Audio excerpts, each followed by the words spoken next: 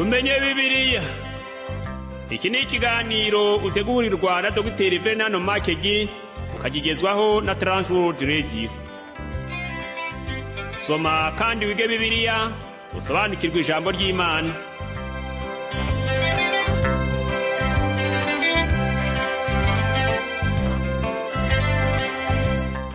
Uraho neza nshuti muvandimwe uteze amatwi ikiganiro tumenye Bibiliya. Amahoro y'Imana nabane nawe.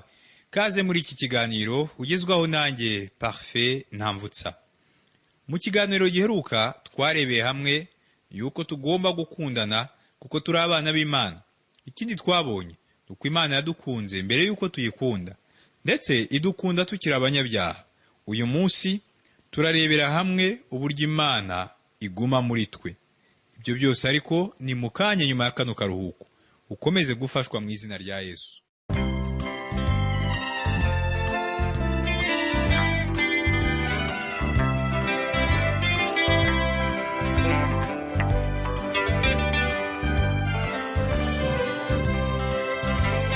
Transworld Radio.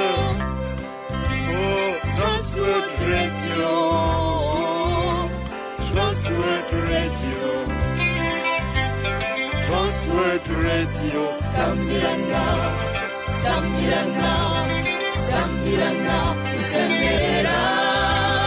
Sambirana, Sambirana, Sambirana, Usemerera. Imani hapi icyubahiro. Urakoze kuguma hafi inyakiramajwi yawe wiyumvira ikiganiro tumenye Bibiliya. Amagambo fatizo y'ikiganiro cy'uyu munsi ni urukundo rw'Imana hamwe n'umwana w'Imana. Umurongo fatizo uboneka mu rwandiko rwa mbere rwa Yohana ibice 4 ku murongo wa 15. Haravuga ngo uvuga yuko Yesu ari umwana w'Imana, Imana iguma muri we nawe akaguma mu Mana. Tugarutse mu rwandiko rwa mbere rwa Yohana ibice 4 ku murongo wa 12, Bibiliya iravuga ngo uhereye kera kose ntiyigeze kubaho umuntu wabonye Imana. Nyamara nidukundana, Imana iguma muri twe, urukundo rwayo rugatunganizwa muri twe rwose. Ngo uhereye kera kose ntiyigeze kubaho umuntu wabonye Imana. Abantu bamwe bagerageza guhindura uyu murongo, berekana imirongo y'ibyanditswe ivuga ku bantu baba barabonye Imana. Birumvikana ko harimo Adamu, hanyuma hakaza Mose wavuganye n'Imana bahanganye amaso ku maso, ariko nabwo ntiyayibonye ku maso. Yesaya yaravuze ngo mu mwaka umwami Uziya yatanzemo, nabonye umwami Imana yicaye ku ntebe y'ubwami ndende ishyizwe hejuru, igishura cyayo gikwira urusengero. Aya magambo yanditse muri Yesaya ibice 6 ku murongo wa mbere. Ikindi tubona nuko Ezekiyeli yabonye Imana mu nzozi. Nanone kandi Uwiteka yiyeretse Daniyeli n'abandi. Nyamara kandi Yohana mu butumwa bwe yaravuze ngo uhereye kera kose ntiyigeze kubaho umuntu wabonye Imana. Ariko Yohana ntiyagarukiye kuri ayo magambo gusa, ahubwo akomeza avuga ngo ahubwo umwana w'ikinege uri mu gituza cya se niwe wayimenyekanishije. Aya magambo yanditse mu butumwa bwiza bwa Yohana gice cya mbere ku murongo wa 18. Mu yandi magambo, umwana w'Imana ari we Yesu Kristo niwe watumye abantu bamenya Imana. Y'Imana yiyerekaga abantu mu isezerano rya kera. Ntibabonaga Imana kuko Imana ari umwuka, kandi ubwo nibwo buryo tuyisengamo. Abo bantu ba kera babonye icyitwa theophany, cyangwa se kwigaragaza kw'Imana. Ni ukuvuga ko Imana yiyeretse abantu mu ishusho runaka, ariko ntiyigeze yiyereka abantu mu buryo bwuzuye. Ibyo rero ni nabyo Yohana yavugaga mu rwandiko rwe rwa mbere, ndetse na nyuma y'uko umwami Yesu agiye mu ijuru. Yohana yavuze aya magambo agira ati uhereye kera kose nta muntu wigeze kubona Imana. Umwami Yesu yabwiye Filipo ngo umbonye ababonye Data. Aya magambo yanditse mu butumwa bwiza bwa Yohana ibice 14 ku murongo wa 9. Ariko se ni gute bamubonye? Yari yambaye ishusho y'umuntu, ku buryo benshi bamubonye batabashije kumumenya.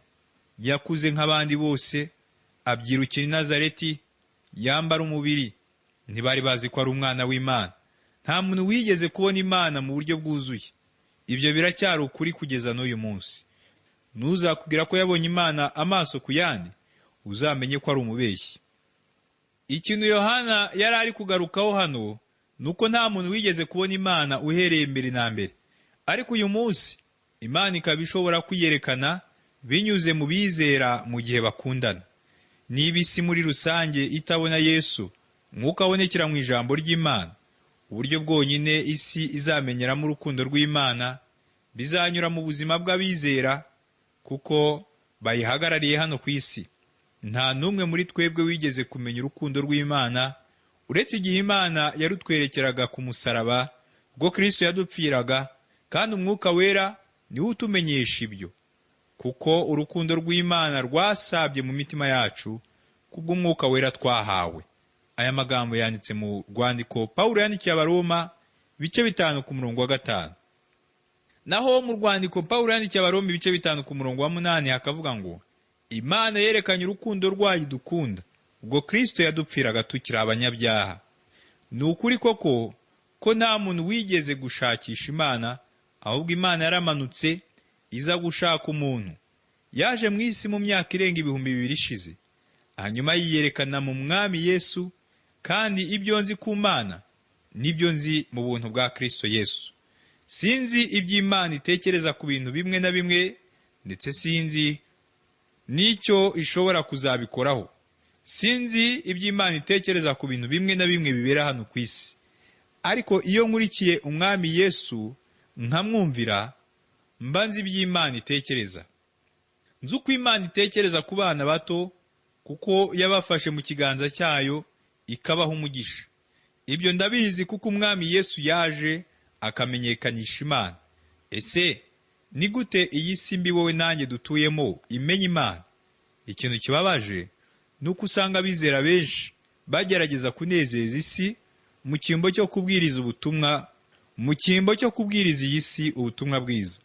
Usanga dushishikajwe n'ibyo isi idutekerezaho, ariko ikintu cy'ingenzi ni iki ngiki: ese ni iki batekereza kuri Yesu?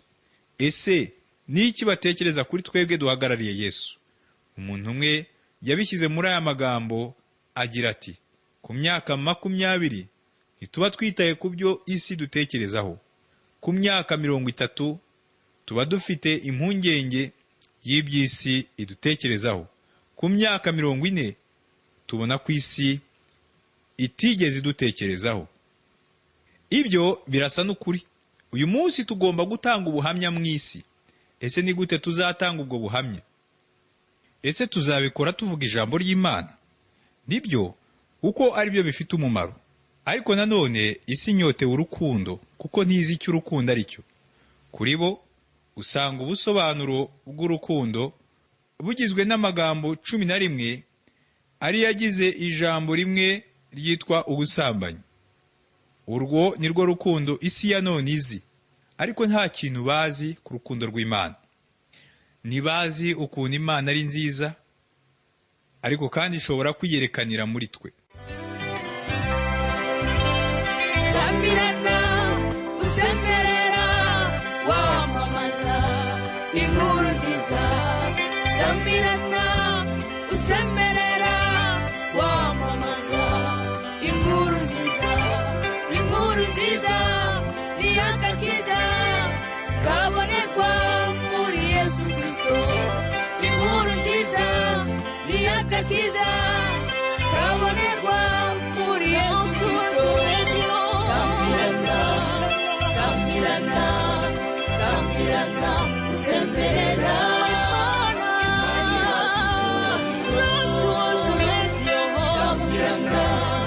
Sambirana, sambirana, usemberera. Imani yakucyubahiro. Sambirana, sambirana, sambirana, usemberera. Imani yakucyubahiro. Sambirana, sambirana, sambirana, usemberera. Imani yakucyubahiro.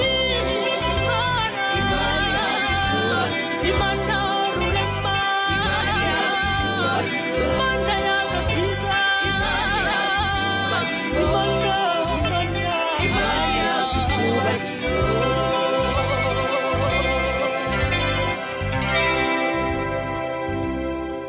Twasomye ngo nyamara nidukundana Imana iguma muri twe. Urukundo rwayo ruguma kandi rugakurira muri twebwe. Isi ntibona uru rukundo mu buryo buhagije, ariko nyamara yarubonye mu buzima bw'abizera benshi. Mu rwandiko rwa mbere rwa Yohana ibice 4 ku murongo wa 13 haravuga ngo, iki nicyo kitumenyesha ko tuguma muri yo nayo ikaguma muri twe, nuko yaduhaye ku mwuka wayo. Urumva ko umwuka wera ari we utumenyesha byose. Ibi si urukundo rw'abantu, wowe nanjye ntidushobora kubigeraho. Mu Bagalatiya ibice 5 uhereye ku murongo wa 22 ukagera kwa 23 haravuga ngo, ariko rero imbuto z'umwuka ni urukundo n'ibyishimo n'amahoro no kwihangana no kugira neza n'ingeso nziza no gukiranuka no kugwa neza no kwirinda. Ibimeze bityo nta mategeko abihana. Urukundo nirwo rubanziriza byose. Abantu benshi bizera ko urukundo ari imbuto, hanyuma ibindi bikava ku rukundo. Iyo usomye mu rwandiko rwa mbere Pawulo yandikiye Abakorinto ibice 13 uzabona ko ibyishimo n'amahoro biva mu rukundo. Witwa Dr. Aaron Side mu gitabo yise The Epistles of John cyangwa se inzandiko za Yohana yavuze kuri ibyo ubwo yavugaga ku nkuru y'uwahoze ari umuyobozi w'Ubushinwa witwaga Chiang Kai-shek. Uwo muyobozi yaje guhinduka arakizwa. Reka twizere ko hari umurimo ukomeye wakoretse mu mutima we. Hari inkuru nigeze gusoma y'ukuntu umuyobozi yegereye umugore w'umukristo wakijijwe mbere ye, aramubwira ngo, aba bakristo sinumva ibyabo neza, bafashwe nabi, baribwa, barakubitwa, baratotezwa, ndetse benshi muri bo baricwa, ariko sindabona bihorera, kandi ikintu cyose Ubushinwa bubasabye gukora baba biteguye kugikora. Kugeza ubu sindabyumva. Umugore we yamusubije muri aya magambo agira ati, ibyo nibyo biranga ubukristo, ibyo babikora kuko ari abakristo. Abapagani benshi bakeneye kubona urukundo mu buzima bw'abizera. Iyi ni inyigisho usanga yirengagizwa uyu munsi. Ese ni kangahe wumva ibi byigishwa mu itorero, kuri radiyo cyangwa mu mahugurwa amwe n'amwe? Ese iyaba ari inyigisho ifatwa nk'ingirakamaro cyangwa inyigisho y'ingenzi kandi y'ibanze? Iyo urukundo rw'Imana ruri mu rugo, ntugire impungenge z'aho umugore cyangwa umugabo wawe ari, cyangwa niba umugore agomba kubaha umugabo we, cyangwa niba umugabo ari umutwe w'urugo, n'ibindi byose byateza ikibazo mu rugo. Pawulo yaranditse ngo, bagabo mukunda abagore banyu nk'uko Kristo yakunze itorero akaryitangira. Aya magambo yanditse mu Befeso ibice 5 ku murongo wa 25. Niba umugabo akunda umugore we, niba ari umugore ashobora kwitangira, niba ari umugore ashobora kwitangira, ndetse niba umugore yabasha kuvuga ko amukunda n'umutima we wose kandi akaba yamukorera ikintu cyose, numva nta mategeko menshi yabaho yo gukurikiza, kuko ahari urukundo ibindi birikora. Iyo mu rugo hari urukundo ntihaba hakenewe amasomo menshi, kuko urukundo ruba rubahuje. Mbega ukuntu urukundo ari rwiza! Yaba umwana w'Imana yabashaga kwerekana urukundo rw'Imana ku bandi. Twasomye ngo, iki nicyo kitumenyesha ko tuguma muri yo nayo ikaguma muri twe, nuko yaduhaye ku mwuka wayo. Dusubiye ku murongo wa 4, Yohana yaravuze ngo, uri muri mwe aruta uri mu bisi. Mwuka w'Imana agutuyemo, kandi umwuka w'Imana niwe ubasha kurema urukundo mu mutima wawe. Wowe nanjye ntidushobora kururema. Sinabasha gukunda gutya. Rimwe na rimwe iyo umuntu adukoreye ikosa twihutira kumwishyura, ariko niba twuzuye umwuka w'Imana udutuyemo, uru rukundo tuzarugeza ku batuye isi.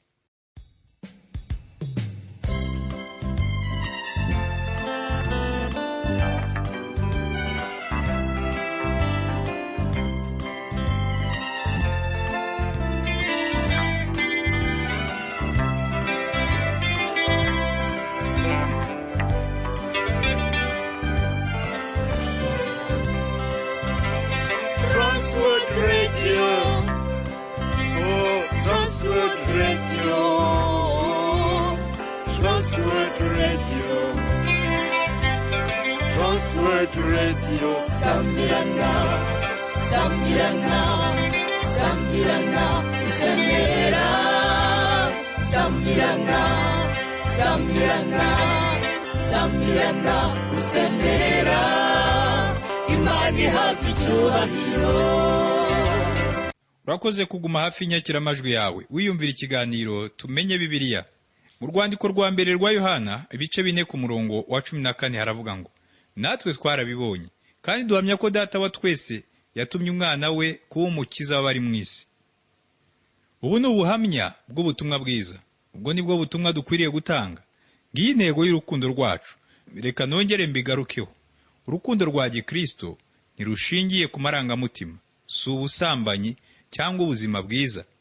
Ntaho bihuriye n'amafunguro dufata ku itorero iyo habaye igikorwa runaka. Urwo rukundo ni ikintu kigaragaza iyo tuvuga Yesu tumubwira abanyabyaha bo mu isi. Uko niko tugaragaza urukundo rwacu. Uru rukundo ruragoye kurusobanukirwa.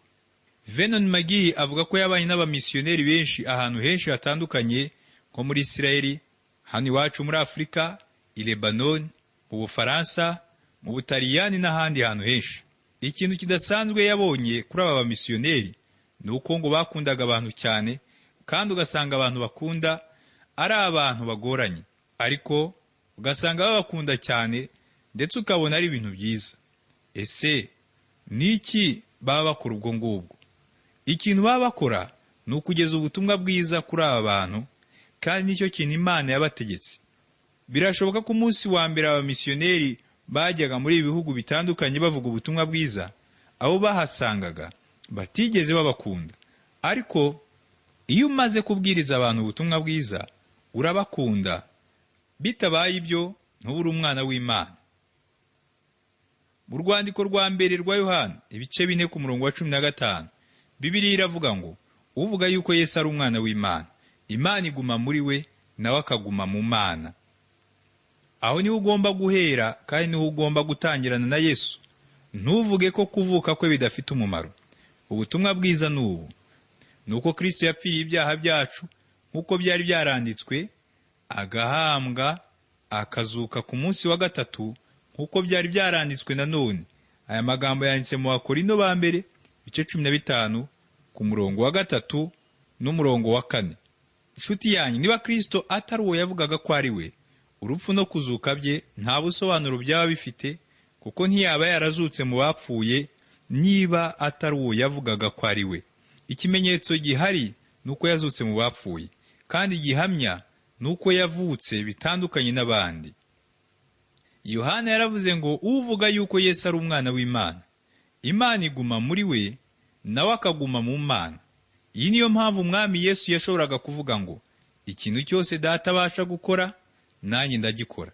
Yesu yivugiye amagambo meza ngo, ni ukuri ndababwira yuko uwumva ijambo ryanjye akizera uwantumye aba afite ubugingo buhoraho, kandi ntazacirwaho iteka, ahubwo aba avuye mu rupfu ageze mu bugingo. Aya magambo yanditse mu butumwa bwiza bwa Yohana ibice 5 ku murongo wa 24. Ese ibyo bishoboka bite?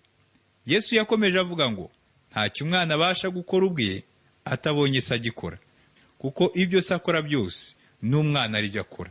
Aya magambo yanditse mu butumwa bwiza bwa Yohana ibice 5 ku murongo wa 19. Kristo azazura abapfuye, ndetse niwe uzacira imanza abapfuye bose. Ku bw'ibyo rero, bitewe n'uwo ari we, ashobora kuvugana nawe uyu munsi. Niwumva ijwi rye ukamwizera, urakizwa.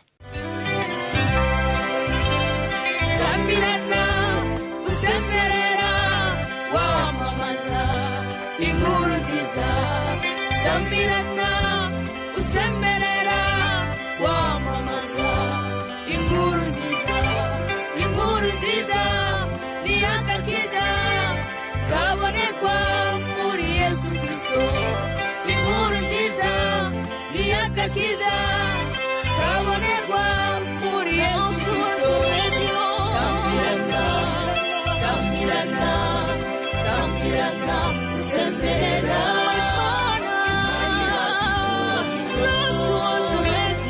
sambirana, sambirana, sambirana usemerera, Imana ihabwa icyubahiro. Sambirana, sambirana,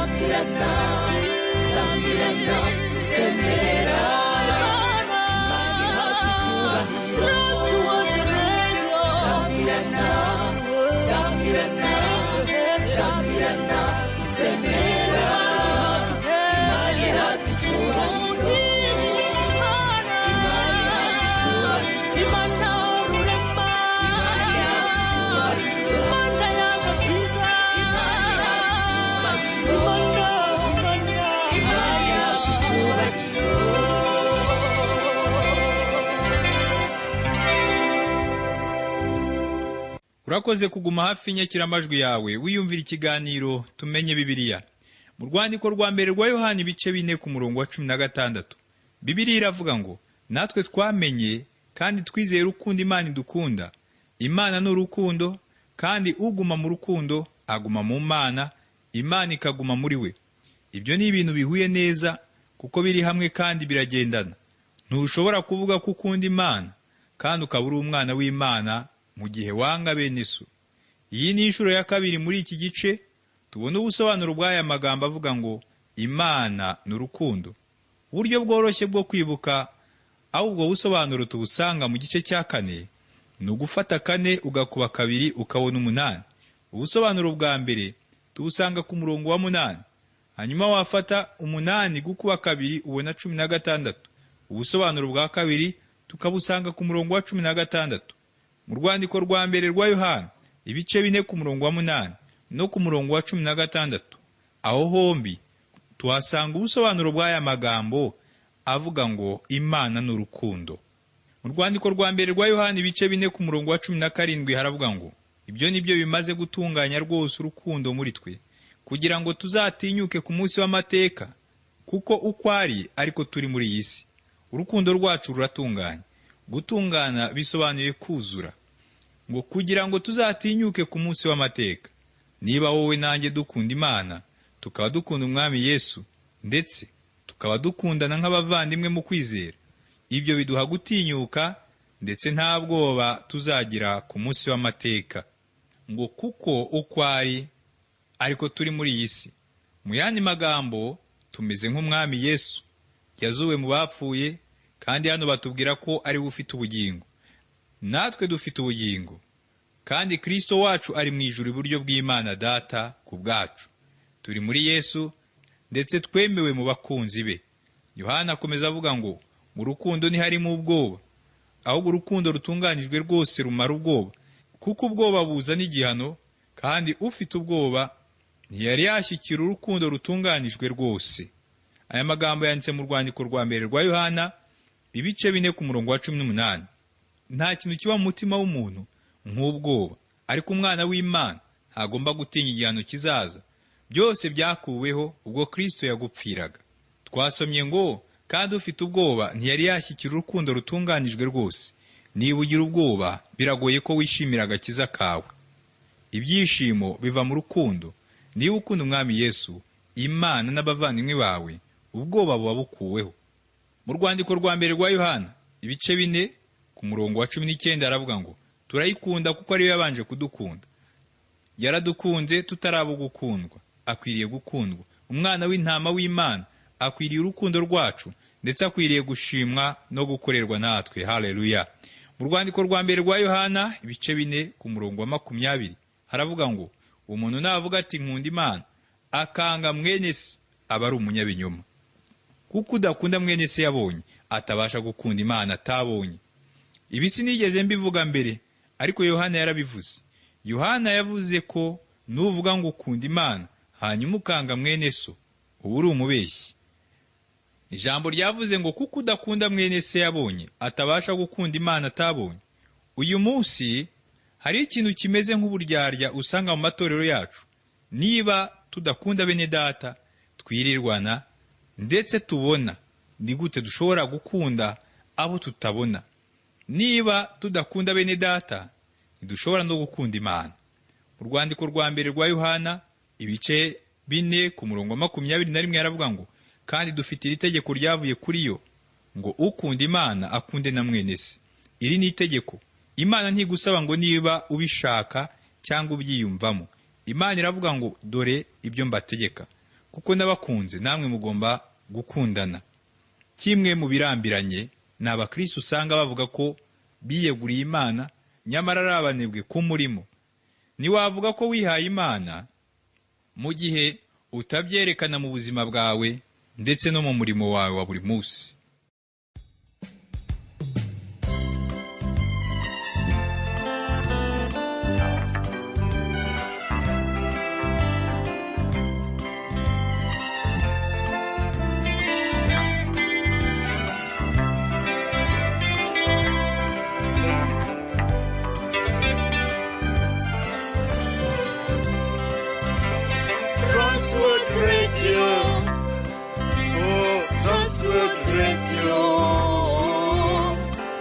Transworld Radio. Transworld Radio. Sambirana, Sambirana, Sambirana, Sambirana, Sambirana, Sambirana, Sambirana, Sambirana, Imani hafi icyubahiro. Urakoze kuguma hafi y'inyakiramajwi yawe wiyumvira ikiganiro tumenye Bibiliya. Reka mbere yuko dutandukana nkugezeho incamake y'ibyo twaganiriyeho uyu munsi, kuko nzi yuko hari bamwe baba batangiriye hagati ikiganiro cyacu. Twabonye ko iyo dukundanye urukundo rw'Imana ruguma muri twe. Kuba Imana yaraduhaye umwuka wayo byerekana ko iguma muri twe. Intego y'urukundo rwacu nuko duhamya ko Yesu yaje kuba umukiza w'abari mu isi. Umuntu wese uhamya ko Yesu ari umwana w'Imana, Imana iguma muri we. Reka dusenga Imana. Uri Imana yo gushimwa ibihe byose. Ndagushimiye kubana natwe binyuze mu mwuka waduhaye. Uduha imbaraga zo gusakaza urukundo rwawe, twamamaza ko Yesu Kristo ari umukiza w'abari mu isi. Ndasabira mwene data utarakumenya ngo uyu munsi amenye urukundo wamukunze. Bisabye nizeye mu izina ry'Umwami wacu Yesu Kristo. Amen. Ndagushimiye nshuti wabanye nanjye mu kiganiro cy'uyu munsi. Ubutaha n'ingaruka tuzinjira mu gice cya 5 aho tuzabona ko Imana ari ubugingo. Ubuntu bw'Umwami wacu Yesu Kristo n'urukundo rw'Imana no gufashwa n'Umwuka wera bibane nawe.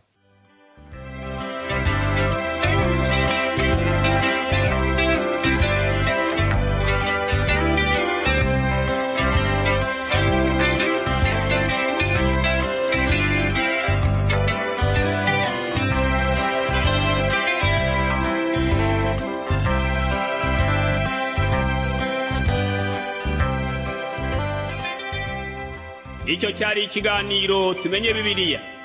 Niba wifuza kugira ikibazo, kudutera inkunga cyangwa kuduha ubuhamya, ushobora guhamagara cyangwa kohereza ubutumwa bugufiya kuri telefoni igendanwa. Inomero ni 07 81 27 90 18.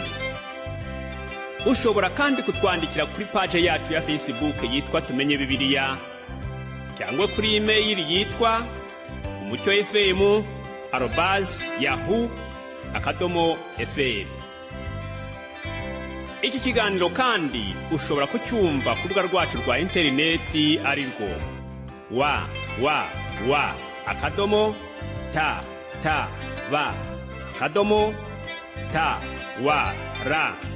www.tawr.org. Kanda ahanditse ijambo ry'icyongereza rivuga ngo languages, maze uhitemo ururimi rw'Ikinyarwanda.